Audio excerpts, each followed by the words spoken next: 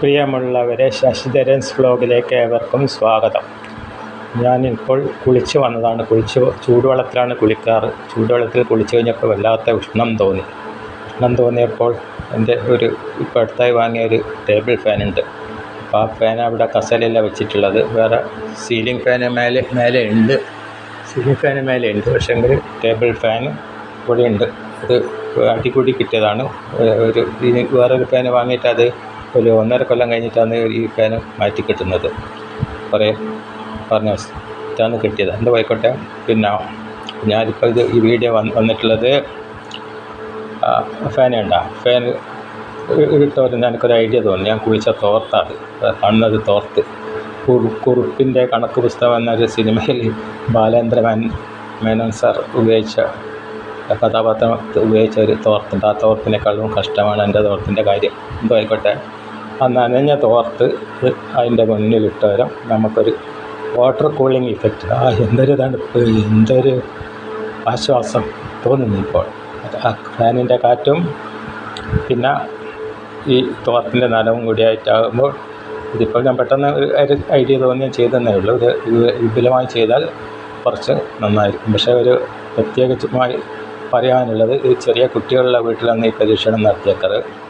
ഇപ്പോൾ തന്നെ പിന്നെ മഴ മാറിക്കഴിഞ്ഞാൽ വമ്പൻ ചൂടാണ്. ചൂടുവെള്ളത്തിൽ കൂടെ ചൂടുവെള്ളത്തിലെ കുളി കൂടി ആകുമ്പോൾ ഭയങ്കരം. അപ്പോൾ എനിക്ക് നല്ലൊരു ആശ്വാസം തോന്നുന്നുണ്ട് ആ തണുത്ത കാറ്റ് കേൾക്കുമ്പോൾ. ഇതുകൊണ്ട് എന്താ 2-3 ഗുണങ്ങളുണ്ട്. ഒന്ന്, നെയ്യപ്പം തിന്നാൽ അപ്പം തിന്നാൽ മീശയും മിനിക്കാം എന്ന് പറയുമ്പോൾ ഇവിടെ 3 കാര്യങ്ങളാണുള്ളത്. ഒന്ന്, കറണ്ട് സീലിംഗ് ഫാൻ ഉപയോഗിക്കുമ്പോൾ കറണ്ട് ഉപയോഗിക്കാൻ പറ്റില്ല, വേണ്ട. രണ്ടാമത്തേത്, നല്ല ശരീരത്തിൽ നല്ലൊരു തണുപ്പ് കുറച്ച് സമയത്തേക്ക് കിട്ടും. മൂന്നാമത്തേത്, ആ തോർത്ത് ഉണങ്ങും. ഇങ്ങനെ 3 കാര്യങ്ങളാണ് ഒറ്റയടിക്ക് ഈ ഒരു തരികിട പരിപാടി കൊണ്ട് ഞാൻ ചെയ്തത്.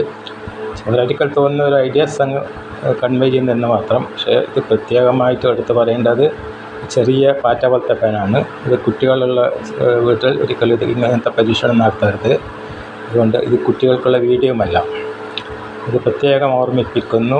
അപ്പോൾ എൻ്റെ തണുത്ത അവസ്ഥയിൽ നിന്ന് ഞാനിനി ഈ വീഡിയോ വൈൻഡപ്പ് ചെയ്യാൻ പോകുന്നു.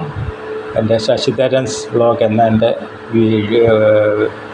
ചാനൽ സബ്സ്ക്രൈബ്, ലൈക്ക്, ഷെയർ ചെയ്ത് എൻ്റെ സംരംഭം വിജയിപ്പിക്കണമെന്ന് അപേക്ഷിക്കുന്നു. എനിക്ക് 250 സബ്സ്ക്രൈബറുള്ള സമയത്താണ് ഒരു ബാങ്കിൻ്റെ ആപ്പ് അപ്ലോഡ് ചെയ്യാൻ ശ്രമിക്കുമ്പോൾ ലോക്കായി പോയി ഫോണ്. ആ ലോക്ക് മാറ്റാൻ ഒരു ഹിന്ദിക്കാരൻ പറഞ്ഞെന്ന അനുസരിച്ച് ഞാൻ അതെല്ലാം കുറേ കളി കളിച്ച് നോക്കുമ്പോൾ എൻ്റെ ഡാറ്റ കംപ്ലീറ്റ് വൈനിഷ്ടായിപ്പോയി.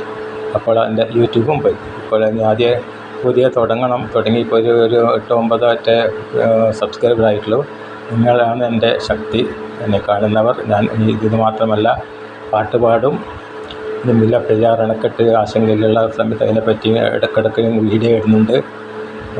അടുത്ത് തന്നെ ഒരു വീഡിയോ കൂടെ ഇടണമെന്ന് ഉദ്ദേശിക്കുന്നുണ്ട്. അപ്പോൾ അതങ്ങനെ എല്ലാം പ്രതീക്ഷിക്കാം. നല്ല കാര്യങ്ങൾ മാത്രമേ ചെയ്യുന്നുള്ളൂ. അതുകൊണ്ട് നിങ്ങൾ എല്ലാവരുടെയും സഹകരണം അപേക്ഷിച്ച് like, share, subscribe, Sasidharan's vlog എന്ന് പറഞ്ഞുകൊണ്ട് എന്നെ കേട്ട എല്ലാവർക്കും നന്ദി പറഞ്ഞുകൊണ്ട് ഈ വീഡിയോയുടെ വൈൻഡപ്പ് ചെയ്യുന്നു. ബൈ.